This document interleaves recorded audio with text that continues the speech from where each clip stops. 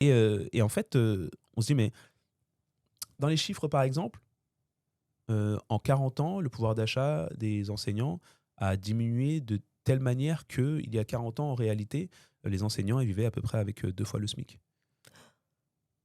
Ouais. Aujourd'hui, on est à une fois et quelques. Je suis même pas sûr qu'on soit une fois et demie, en fait. Parce que ce que les gens ne savent pas, c'est que le salaire des enseignants, il est indexé sur ce qu'on appelle un point d'indice. Lorsqu'il Mmh. y a des coupes budgétaires à faire, le gouvernement, ce qu'il fait, c'est qu'il gèle le point d'indice. Ça veut dire D'accord. que le coût de la vie autour augmente, parce que tout augmente en Ah oui, réalité. ça c'est clair. Voilà. Tout Mais le monde le sent. c'est ça, mais le salaire des professeurs Pareil. n'augmente pas. Ce Ouais. qui fait qu'en définitive, eh bien, leur pouvoir d'achat baisse.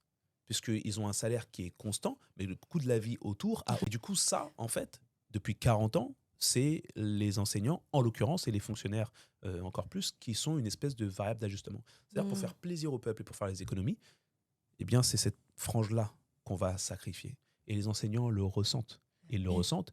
Et la société, en définitive, le leur fait payer aussi, parce qu'il y a tout un tas de discours au niveau de la politique oui. qui font passer les enseignants pour des Les feignants, flemmards, pour